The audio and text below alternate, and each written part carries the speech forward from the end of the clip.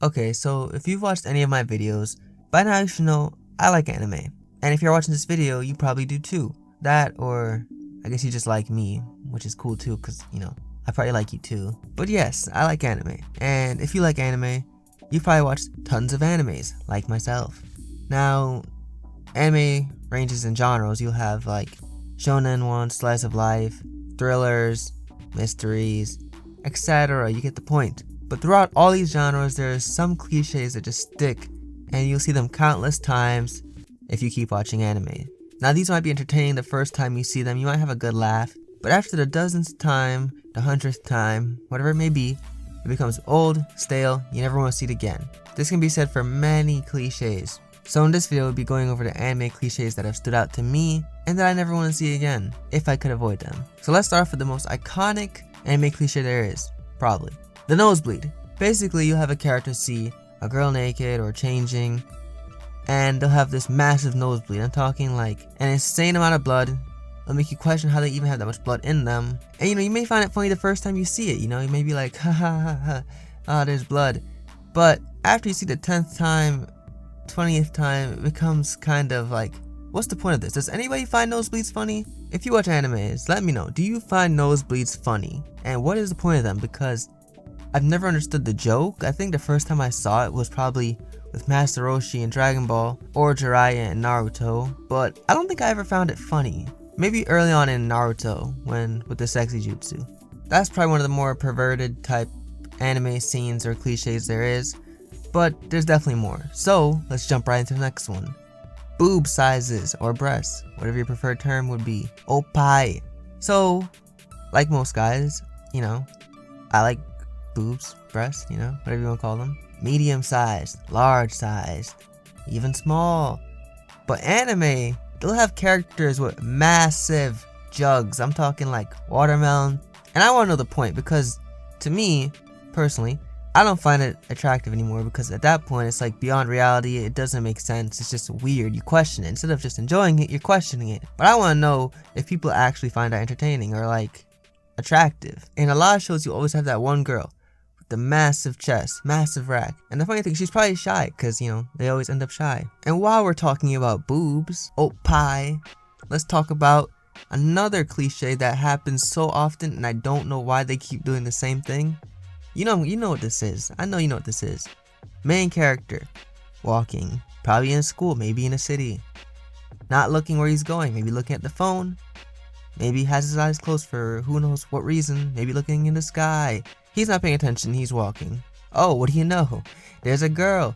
Oops, he bumps into her. Oh no, they fall somehow. Oh, what do you know? His hand is on her chest. He's feeling it. He doesn't know what this is. What am I touching right now? The girl looks disgusted. He's still touching it. What? Why? She slaps him. Hentai! And then somehow, they end up becoming lovers or like friends. Maybe entertaining the first time, like I said, but once you see something that many times, it just becomes old, stale. It's like using an old joke the rest of your life. Nobody's gonna laugh anymore. And let me be clear while we're at this point in the video. While it may sound like I'm complaining, or that, these things bother me, I still love anime, okay? These are just small things that happen that you just question. You're like, why do they still do them? But, I love anime. Don't get that confused. On with the show. I'll use Dragon Ball for an example of this one. Transformations without interruption. That might sound weird, but let me explain. You have a show where a character is transforming, maybe they're powering up. I say Dragon Ball because it's the most common one probably you could think of, but you have like Goku turning Super Saiyan 1, maybe 2. Maybe he's going to 3, maybe 4 if you count that one's existence. Maybe Super Saiyan Blue. Then the villain or enemy is just standing there watching. Like, is this a respect thing? I'm just gonna stand here and let you transform.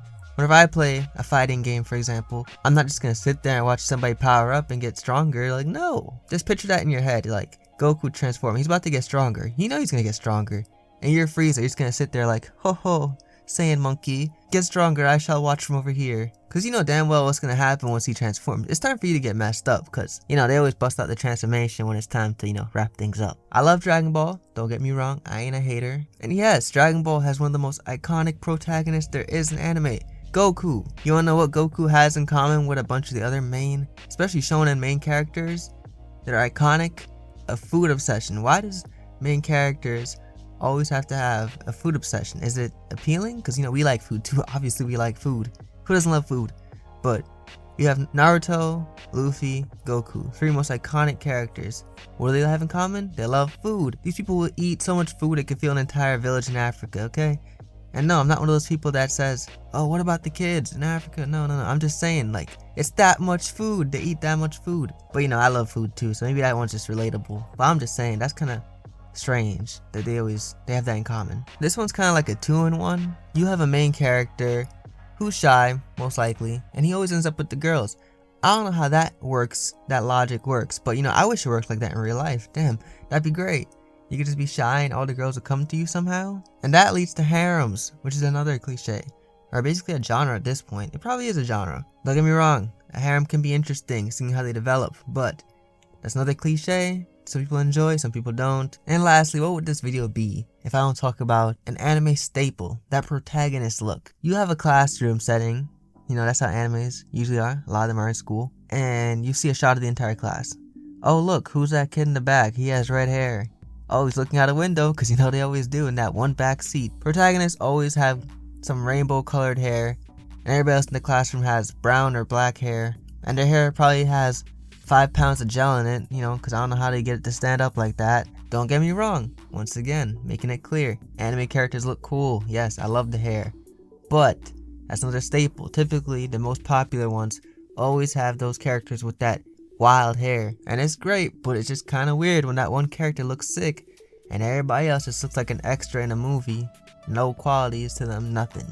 They're just there, filling up space. But yeah, that's all I can talk about for this video because it's probably gonna end up being really long. But be sure to tell me what you think about the ones I said in this video in the comments. Tell me which ones I didn't say, and maybe a part 2, I don't know, because there's so many and I could just go on forever about it. So let me know in the comments what you think, and I'll see you in the next one.